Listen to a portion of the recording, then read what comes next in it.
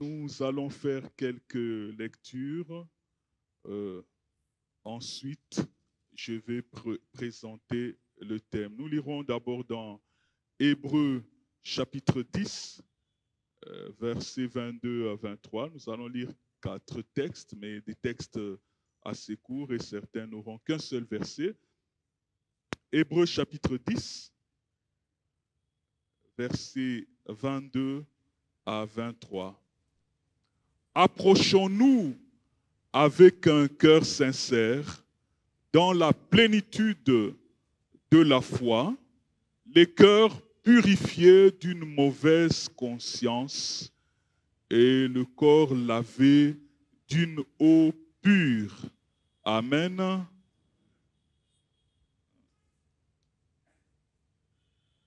Et Éphésiens, l'épître de Paul aux Éphésiens, chapitre 6, verset 18, un texte avec lequel nous prions chaque semaine ces derniers temps. Faites en tout temps, par l'Esprit, toutes sortes de prières et de supplications. Veillez-y avec une entière persévérance. Priez pour tous les saints. Jacques, un autre des apôtres, l'apôtre Jacques, chapitre 5, donc nous lisons son épître, chapitre 5, versets 13 à 18. Quelqu'un parmi vous est-il dans la souffrance? Qu'il prie. Quelqu'un est-il dans la joie? Qu'il chante des cantiques. Quelqu'un parmi vous est-il malade? Qu'il appelle les anciens de l'Église et que ceux-ci prient pour lui en loignant d'huile au nom du Seigneur. La prière de la foi sauvera le malade et le Seigneur le relèvera. S'il a commis des péchés, il lui sera pardonné. Confessez donc vos péchés les uns aux autres et priez les uns pour les autres afin que vous soyez guéris. La prière agissante du juste a une grande efficacité.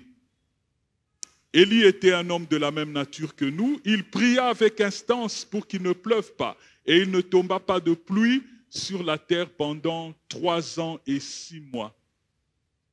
Puis il pria de nouveau. Alors le ciel donna de la pluie et la terre produisit son fruit. Et le dernier texte pour l'instant, c'est une parole de Jésus, Jean chapitre 4, verset 24. Donc, ce sont des textes bien familiers des lecteurs de la Bible. Dieu est esprit et il faut que ceux qui l'adorent en esprit et en vérité. Amen. Gloire au Seigneur. Merci Père Céleste pour ces moments où tu veux parler à ton peuple. Fortifie ton serviteur, pose ta main sur lui et pose ta main sur chaque personne. Que cette parole atterrisse dans des bonnes terres qui vont produire du fruit. Merci. Au nom de Jésus. Amen. Depuis 2 semaines déjà, l'Église est en prière. Nous avons notre programme de bataillon de prière. Depuis 2 semaines et nous allons poursuivre encore la semaine qui commence. Nous prions. Nous avons eu à prier pour nos vies. Nous prions pour nos familles. Nous prions pour l'Église. Nous prions pour le projet de construction. Et nous prions bien sûr pour la nation. Nous prions pour tous ses besoins. Et il est bon que quand l'Église décrète un tel programme, par le biais du pasteur bien sûr, quand l'Église décrète un tel programme, il est bon que tous ceux qui se reconnaissent et qui viennent adorer soient imprégnés de cette vision, soit imprégné de cette pensée de la prière. Amen. Voilà pourquoi nous voulons insister sur ces thèmes de la prière et nous voulons avoir aussi un moment de prière comme nous l'avons eu déjà dimanche dernier. C'est pour que nous ne soyons pas déconnectés par les trains-trains quotidiens, par tout ce que nous vivons. Nous tenons quand même à le faire, même le dimanche. Pourquoi pas? C'est le jour indiqué. Parce qu'il y a plusieurs qui, pour une raison ou une autre, souvent le transport, les exigences du service n'arrivent pas à venir en semaine prier. Mais si vous restez à la maison, vous n'avez pas un programme, venez nous rejoindre. Nous prions le Seigneur et nous savons pour les chrétiens que la prière est une sémence. Ceux qui sèment avec larmes moissonneront avec chant d'allégresse. Alléluia. La prière n'a jamais été du temps perdu. Jamais.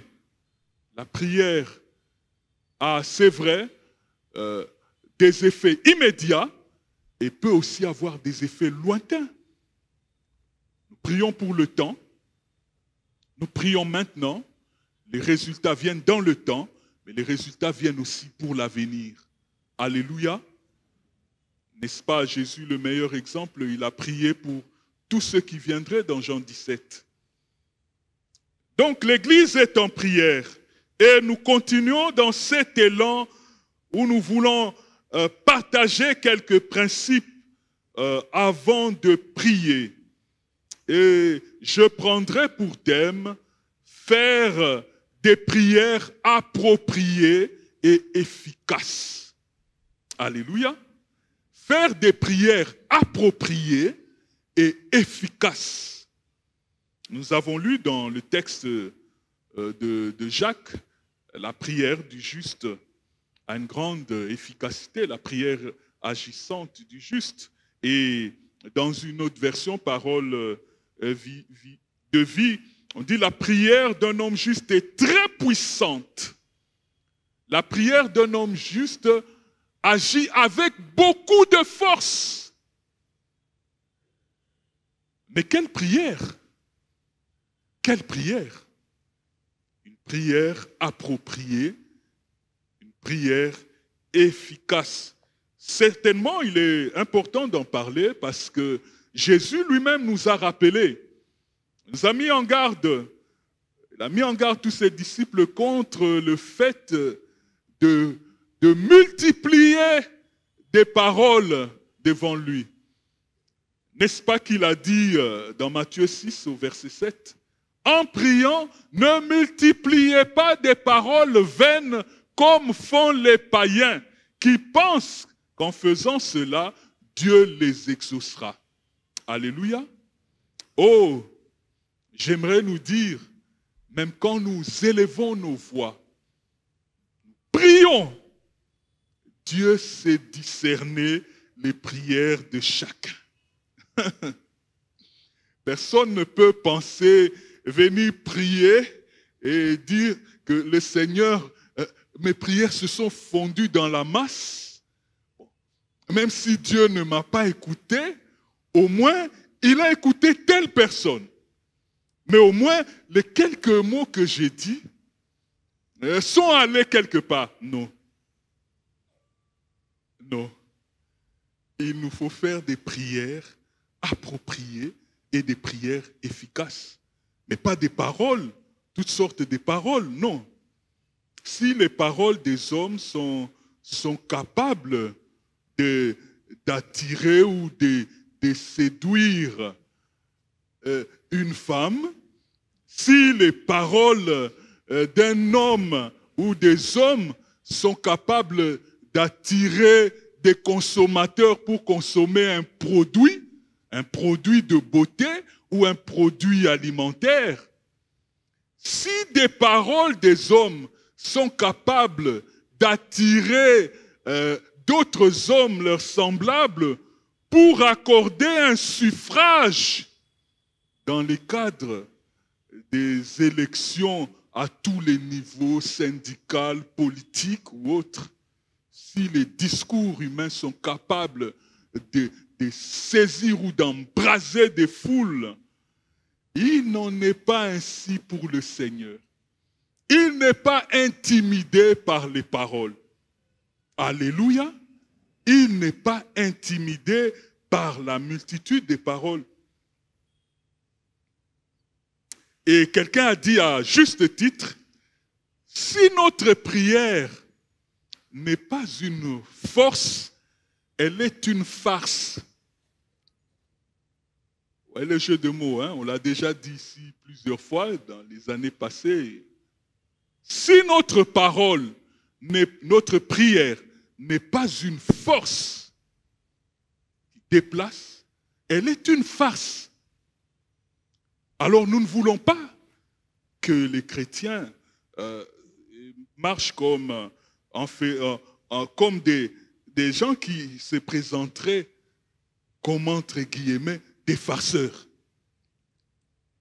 par la multitude des paroles. Est-ce que nos prières percent le plafond, traversent l'atmosphère, arrivent jusqu'au trône du Seigneur et secouent son trône au point qu'il jette un regard? Est-ce que nos prières atteignent le cœur de Dieu, secouent son cœur? Ah, ce sont des questions que nous devons nous poser. Alors, lorsque on parle ou lorsque je propose cette pensée, faire des prières appropriées, qu'est-ce que je veux dire par là? Faire des prières appropriées. Ce qui est approprié, c'est ce qui est convenable.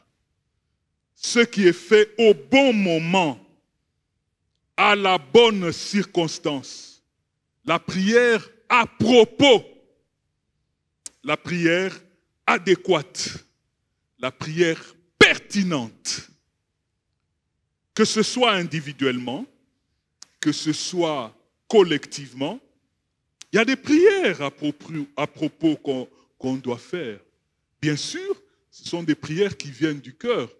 Je ne parle pas des récitations qu'on a apprises lorsqu'on était enfant, ou des prières rituelles déjà préparées par d'autres. Ça peut être basé sur la parole de Dieu, mais ça ne vient pas du cœur, ce sont des rites. Mais Dieu veut notre cœur. Alléluia. Dieu veut notre cœur. Il veut le cœur à cœur. Il veut le cœur à cœur. Alors, il est question pour connaître quelles sont ces prières appropriées et qu'on doit faire au bon moment. Il n'y a rien de compliqué. Nous allons simplement parcourir quelques sortes de prières, comme il est dit dans Éphésiens chapitre 6, verset 18, faites en tout temps toutes sortes de prières. Toutes sortes. Il y a plusieurs sortes de prières. Et le chrétien, né de nouveau, a cette occasion dans sa vie de faire toutes sortes de prières. Il y a les demandes, bien sûr, qui consistent à exposer les besoins, ses besoins au Seigneur, exposer des besoins précis, les demandes ou les requêtes. On les expose devant le Seigneur comme dans une conversation entre un fils et un père, une fille et son père. On expose les requêtes, on expose ces prières. Nous connaissons, je les cite juste pour nous rafraîchir la mémoire. Il y a la louange. Hébreux 13, 15 nous dit, c'est le fruit de nos lèvres qui confesse son nom. Dans la louange, nous confessons le nom de Dieu. Nous proclamons ses hauts faits, ses bontés. Nous le louons pour tout ce qu'il fait. Et tout juste à côté de la louange, c'est l'adoration, bien sûr, la contemplation. La contemplation. Il y a des fois nous le verrons, je vais y revenir. Il y a des moments où, quand on est dans un tel ou tel autre état spirituel, on a du mal à adorer, on a du mal à contempler. Parfois, quand nous sommes ici en train d'adorer, voyons pendant que nous prions et adorons, d'autres dorment. Mais quand on loue, la même personne danse. J'ai déjà eu à l'observer. La même personne, quand on loue, elle danse. Oui, c'est bien, c'est des cris de joie, danser pour le Seigneur. Mais dès qu'on commence à adorer et à décoller pour contempler, pour nous prosterner, pour entrer en intimité avec le Seigneur, la même personne dort. Non. Nous devons adorer le Seigneur. Dieu cherche des adorateurs qui se prosternent, qui se courbent, qui s'inclinent, qui en plaçant toute leur confiance en Dieu. Il y a l'intercession.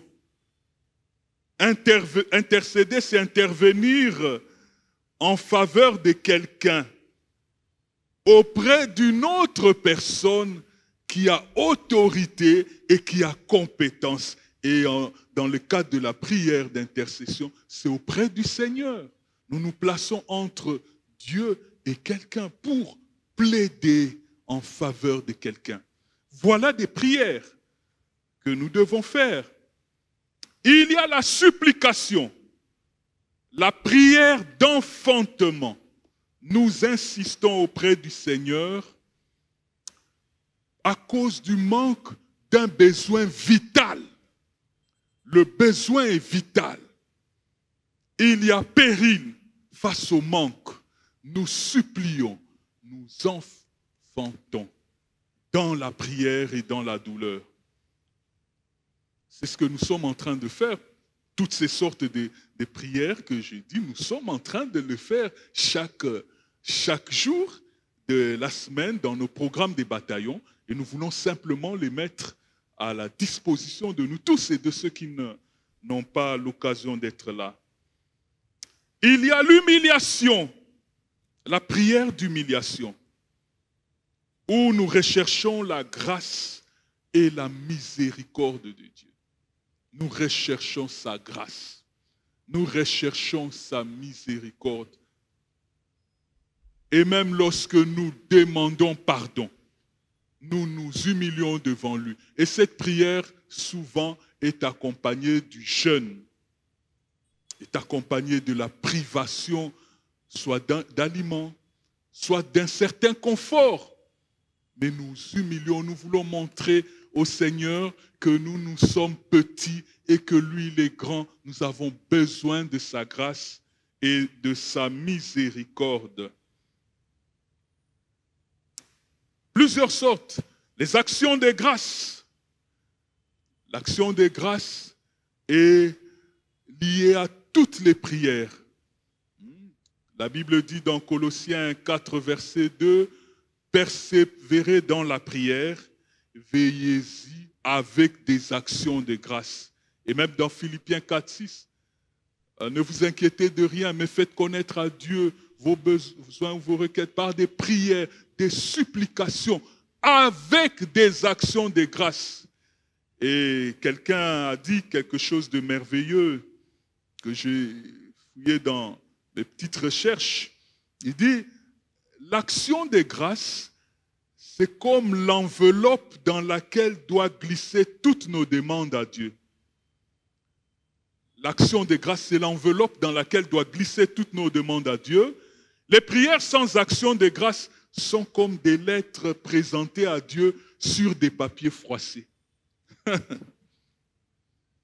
Lorsque vous ne savez pas rendre grâce au Seigneur, c'est comme si vous venez avec des requêtes sur du papier froissé. Même Jésus, devant la multiplication des pains, il a vu la foule. Il a vu 5000 hommes. Il regarde 5 pains et 2 poissons. La Bible dit quoi? Il rendit grâce. Alléluia. Savoir rendre grâce, savoir dire merci au Seigneur. pour tout.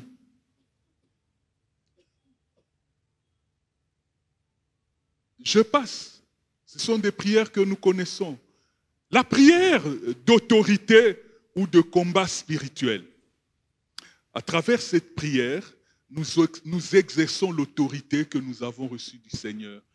Luc chapitre 10, 19 dit, « Voici, je vous ai donné le pouvoir de marcher sur les serpents et les scorpions, et rien ne pourra vous nuire. Et sur toute la puissance de l'ennemi, et rien ne pourra vous nuire. » Il y a des chrétiens qui ne font pas des prières d'autorité. Oui, nous le savons. Il y a des gens qui ne font pas des prières d'autorité. Ils ont peur. Et cette prière, c'est pour les pasteurs. Nous sommes en train de voir la prière appropriée. Et ensuite, nous verrons les prières efficaces. Lorsque ces prières appropriées-là deviennent efficaces. C'est très important. Nous avons reçu en tant que chrétiens ce pouvoir. La Bible dit dans 2 Timothée chapitre 1 verset 7, « Nous n'avons pas reçu un esprit de timidité, mais de force, d'amour et de sagesse. » Voilà l'esprit que Dieu nous a donné.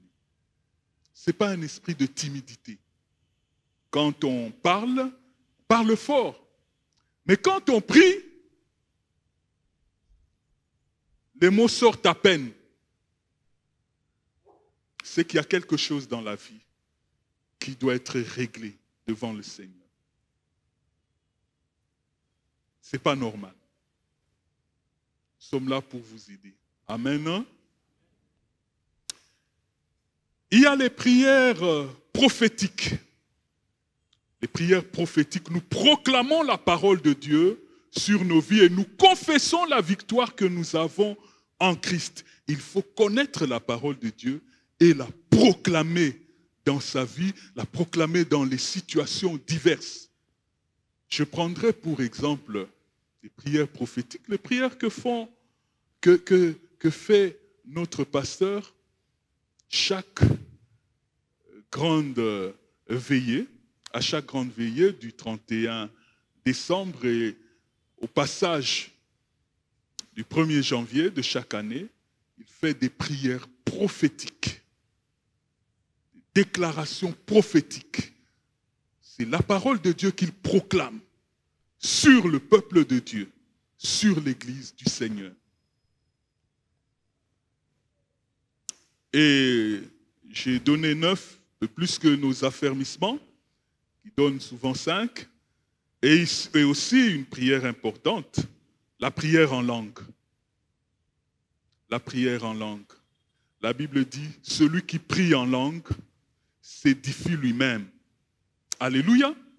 Celui qui prie en langue se construit lui-même. Celui qui prie en langue se fortifie lui-même, se solidifie lui-même. Celui qui prie en langue, ça c'est 1 Corinthiens 14, verset 4. Au verset 17, l'apôtre Paul dit, tu pries en langue, c'est vrai. Tu rends d'excellentes actions de grâce. Celui qui prie en langue rend d'excellentes actions de grâce. Alors, y a-t-il encore des gens qui soupirent après le baptême dans le Saint-Esprit, ces revêtements de puissance, afin d'être fortifiés? Ne sauront pas toujours faire face à tous les combats de la vie avec nos prières intelligibles. Nous ne saurons pas toujours tout. Alors c'est pourquoi il faut soupirer. Et même lorsque nous allons prier, vous pouvez soupirer. Dans vos maisons, soupirer. Je me souviens toujours de ces merveilleux témoignages d'un homme qui soupirait. Il y a 2 personnes d'ailleurs. Un, ils ont soupiré après la réunion de prière. Ils n'ont pas été baptisés dans le Saint-Esprit. Mais bon, ils sont rentrés. L'autre était au volant de sa voiture. Et il louait, il chantait un moment. Il y a eu une circonstance là. Il a voulu réagir et puis, en voulant prier, le baptême dans le Saint-Esprit, au volant de la voiture. Mais il n'avait pas fait un accident. Le Seigneur est capable. Un autre, c'était à la salle de bain, en train de prendre son bain. Il chante, il loue le Seigneur. Paf! Baptisé dans le Saint-Esprit. Alléluia. Les prières appropriées. Faites toutes sortes de prières. La confession, j'ai parlé du pardon. Celui qui cache ses transgressions ne prospère point. Mais celui qui les avoue et les délaisse obtient miséricorde. Proverbe 28, 13. Donc vous voyez qu'il y a beaucoup de sortes de prières que le chrétien peut utiliser. Et lorsque nous utilisons toutes ces sortes de prières, nous réalisons combien la prière est une arme efficace dans le combat spirituel. Nous réalisons combien la communion avec le Seigneur est quelque chose de passionnant. Alléluia. Quelque chose de dynamique. La communion avec le Seigneur est passionnante et dynamique. Elle est merveilleuse. Autant la parole de Dieu est une nourriture pour l'âme, autant la prière est la respiration du chrétien. Quelqu'un a dit, le poisson nage, l'oiseau vole, le chrétien prie. Alléluia. Le poisson nage, ça fait partie de sa nature. L'oiseau vole parce qu'il a des ailes. Le chrétien prie.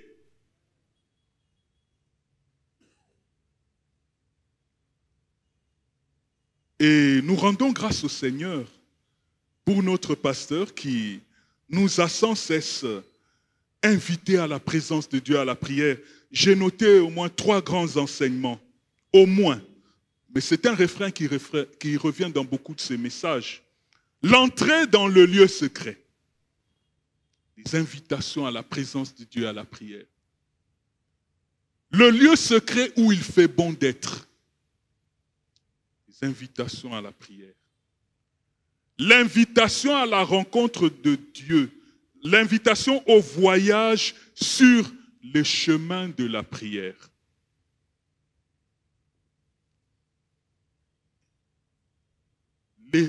Le père de l'église de la Borne, notre pasteur Verneau, était un homme de prière. Et le pasteur Bondo qui l'a succédé, tous ceux qui ont eu à inscrire leur nom dans le cadre de l'avancement de cette église, en bénissant le peuple de Dieu, ont été des hommes et des femmes de prière. Alléluia. Et l'église de la Borne se veut être une église où on prie, où on aime la prière, mais où on prie aussi. Alléluia. Alors, quand je dis la prière efficace, comme nous l'avons lu, la prière du juste a une grande efficacité. C'est-à-dire une prière qui produit des résultats, je l'ai dit, une prière qui déplace des montagnes. Mais la première condition, il faut qu'il y ait un juste. Conviendra avec moi, n'est-ce pas? La prière du juste a une grande efficacité. Ben, il faut qu'il y ait un juste. Jean chapitre 9, verset 31, dans l'épisode de l'aveugle-né. Qu'est-ce qu'il va répondre quand on va l'interroger? Qui est cet homme? Cet homme est pécheur, mais comment il peut faire ce miracle? L'aveugle-né va dire quoi? Dieu n'exauce pas les pécheurs. Alléluia. Nous savons que Dieu n'exauce pas les pécheurs. Mais si quelqu'un honore Dieu et fait sa volonté, celui-là, il l'exauce. Alléluia. Ben, il faut qu'il y ait un juste. Il faut qu'il y ait un juste qui prie.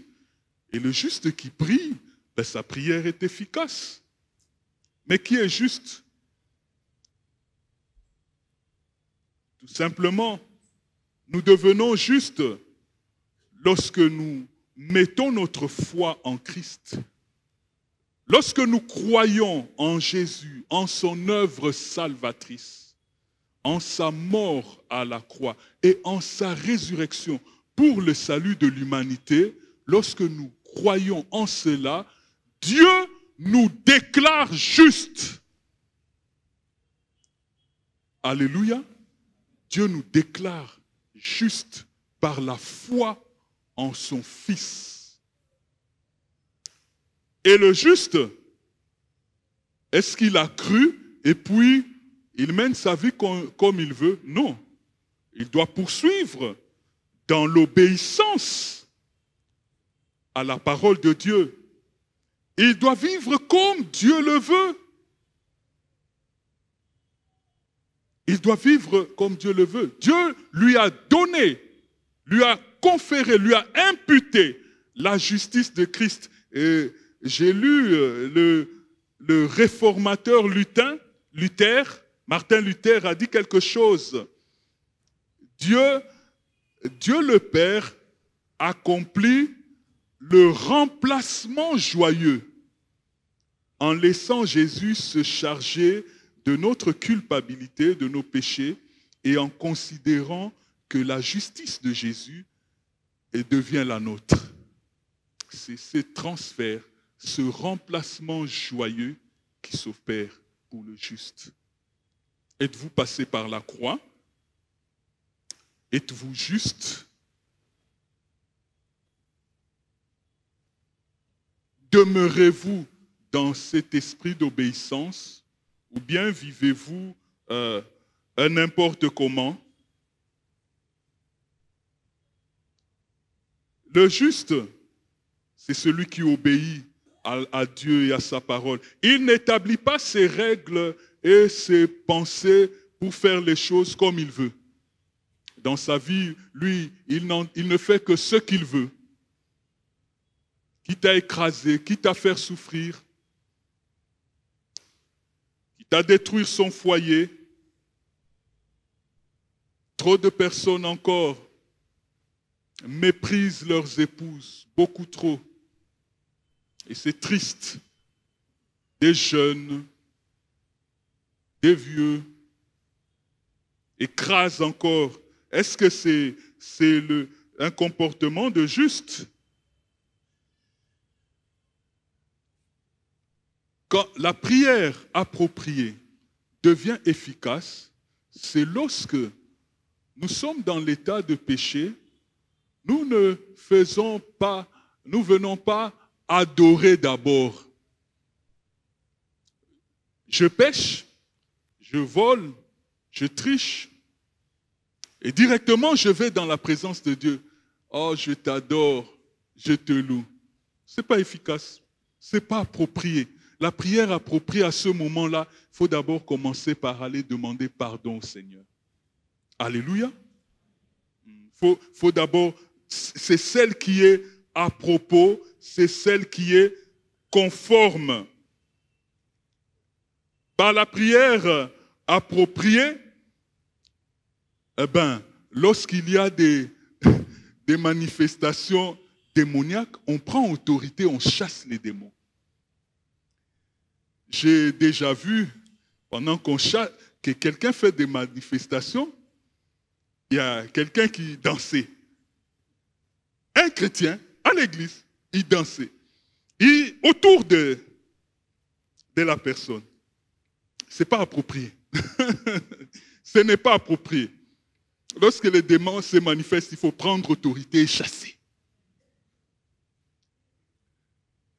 Pour chasser, il faut avoir une bonne communion. Sinon, le démon va vous dire comme au fils de Séva, je connais Paul, je connais Jésus, mais toi qui tu es? Vous connaissez la suite, n'est-ce pas? Il s'est fait tabasser et il a pris la fuite en une tenue d'Adam. C'est dans les livres d'Actes. La prière appropriée devient efficace lorsqu'elle est faite au bon moment. Et c'est pourquoi c'est aussi un programme lorsque nous prions. C'est une invitation à nous conformer au Seigneur. Ne faisons pas comme tous les Congolais. Ça, c'est le travail de l'ennemi parfois, quand il veut saper la véritable sainteté. Il met tout le monde dans le même sac et tout le monde dit la même chose. Et on nous catalogue, tous les Congolais, 90% des chrétiens. Non? Toutes les prières ne sont pas les mêmes. Alléluia. Il faut régler d'abord la vie. Dieu est plus intéressé par notre cœur, notre communion, notre vie, que par nos prières. Nous devons régler d'abord nos prières, nos vies plutôt. Il y a un juste qui prie, et ce juste à quoi? Ce juste à la foi. La foi. Il faut que celui qui s'approche de Dieu croit que Dieu existe ou que Dieu est et qu'il devient le rémunérateur de ceux qui le cherchent, qu'il récompense. Il faut croire que Dieu est. Il faut prier en sachant que Dieu est vivant. J'ai lu un très beau témoignage d'un homme qui ne se convertissait pas pendant que sa fille essayait de l'amener à l'église pendant plusieurs années, et il est tombé gravement malade. Et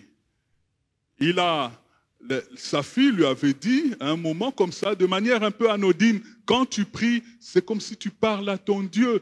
Il est là à côté de toi dans une chaise. Et cette phrase était restée chez lui. Et quand il était sur son lit de malade, il mettait une chaise. Et il priait en secret. Il priait en secret. Un jour, on lui a dit, bon, on va amener un prêtre. Sa fille lui dit, on va amener un prêtre pour venir prier avec toi. Parce qu'il s'approchait de la mort. Et le prêtre voit une chaise à côté et dit, ah, on dirait que vous aviez apprêté une chaise pour moi. Il a dit non. Bon, depuis que j'ai appris à prier, cette chaise c'est pour Jésus.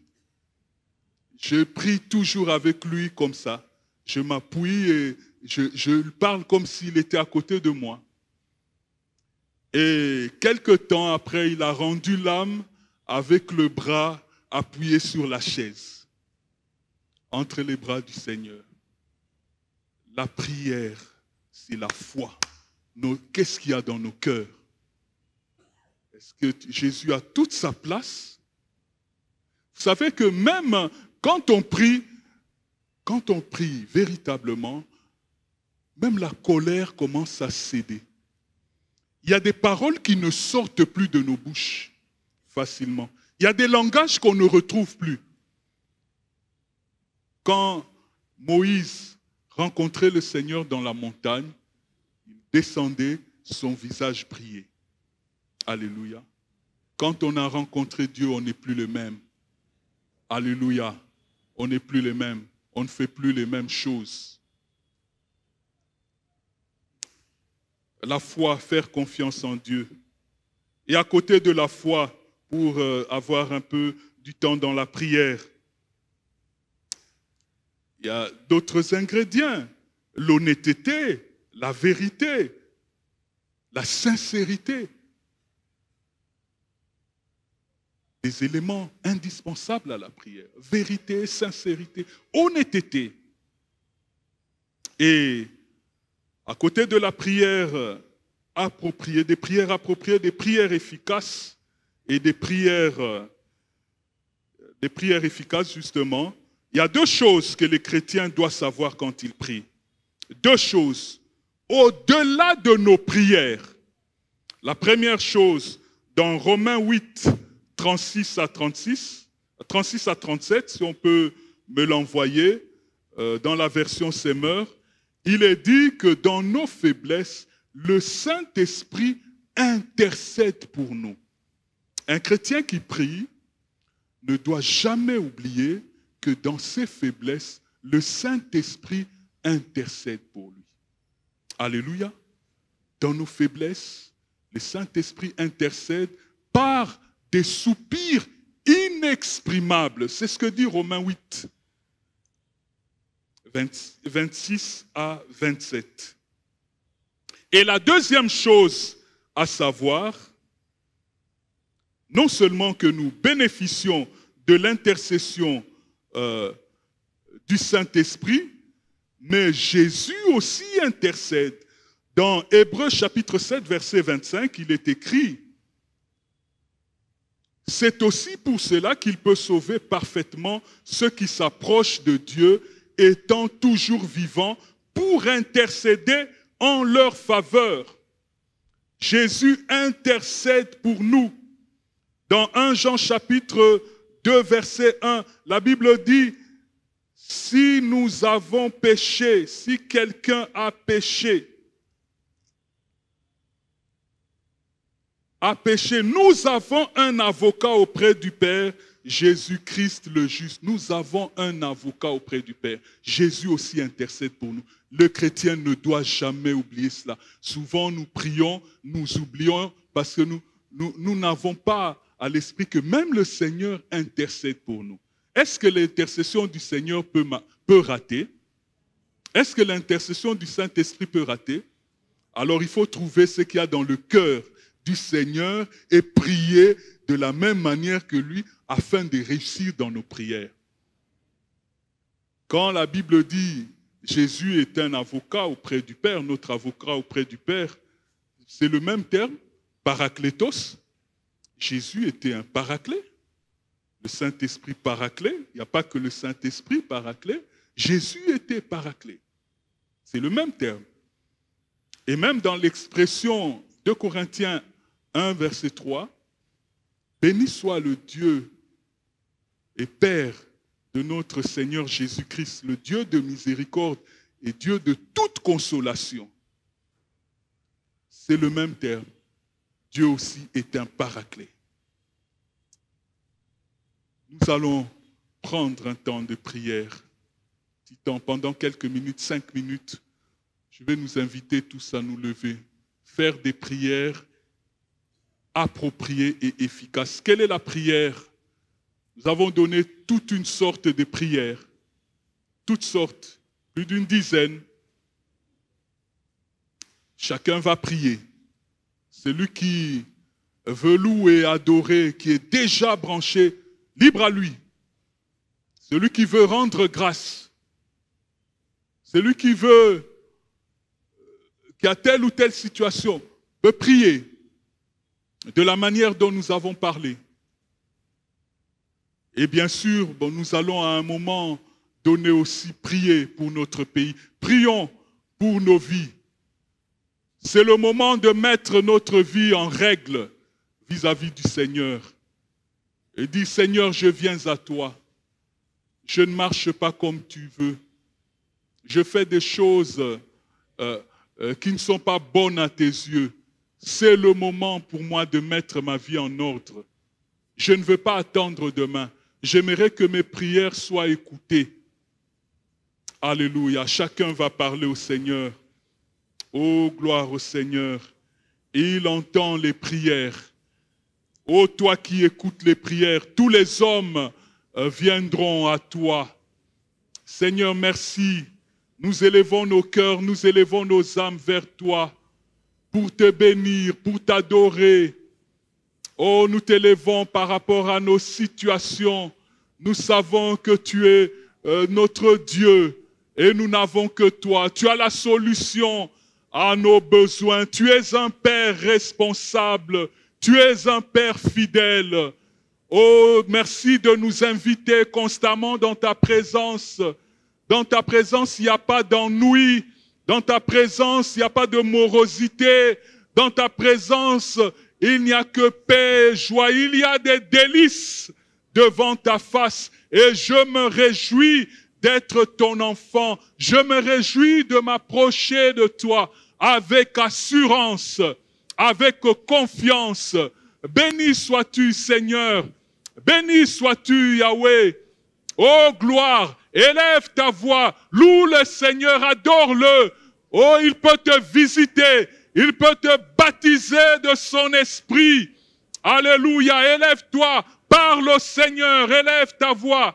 Oh, randa bayabako rabashente. Renda bayabako reseskanta robobosiko. Oh Jésus, Jésus, tu es élevé au-dessus de tout. Tu es élevé. Tu es notre Dieu. Et nous voulons te rendre toute la gloire. Nous voulons te rendre toute la gloire. C'est toi qui veux que nous nous approchions de toi comme des enfants. Comme des enfants. Parce que tu es notre Père. Tu nous as rachetés. Oh Jésus, merci. Merci. Prie pour ta famille. Prie pour ton église. Oui, le projet de construction a besoin de ta contribution financière, mais il a aussi besoin de tes prières. Prie pour ce projet. Alléluia. Seigneur, étends ta main. Seigneur Dieu fidèle, manifeste-toi. Manifeste-toi, Seigneur, pour ce projet. Manifeste-toi, ô Éternel. Tu es puissant pour commencer et pour achever. Tu es puissant pour pourvoir à tous nos besoins. Merci parce que tu es vivant. Ô Jésus, toutes choses te sont possibles. Là où nous serons limités, nous savons que tu agiras. Tu es fidèle. Tu es un Dieu de grâce. Alléluia. Eranda bayabako rabashinta. Shendoro bayabako rabarababashika. Alléluia. Alléluia. Oh, gloire à toi, Seigneur. Gloire à toi, Jésus. Alléluia. Prions pour notre pays. La Bible dit l'Éternel était sur son trône lors du déluge. Il était en contrôle de toutes choses. Il était en contrôle de toutes choses lors du déluge. Il est en contrôle de la situation dans notre pays. Il connaît. Prions, élevons nos voix. Élevons nos voix. Alléluia. Oh Jésus, Jésus, Jésus, tu es élevé. Tu es élevé au-dessus de tout. Tu es élevé au-dessus de tout. Alléluia. Oh gloire. Seigneur, étends ta main sur notre pays. Tu n'es pas indifférent aux souffrances. Devant tous ces morts, tu n'es pas indifférent. Tu es vivant. Alléluia. Alléluia. Oh, gloire à toi, Seigneur. Nous prions un Dieu vivant. Nous avons raison de prier. Alléluia. Alléluia. Tu es sur ton trône. Tu es sur ton trône et tu règnes éternellement. Tu règnes éternellement. Alléluia. Parle au Seigneur de ta situation au travail, des tentations, des oppressions. Lève-toi, prends autorité sur toutes sortes de menaces. Prends autorité. Élève le nom de Jésus. Tu es élevé. Alléluia. Au-dessus de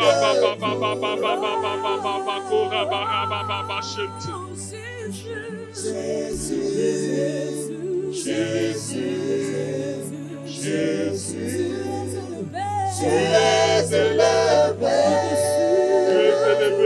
Au-dessus de tout. Encore une fois, Jésus.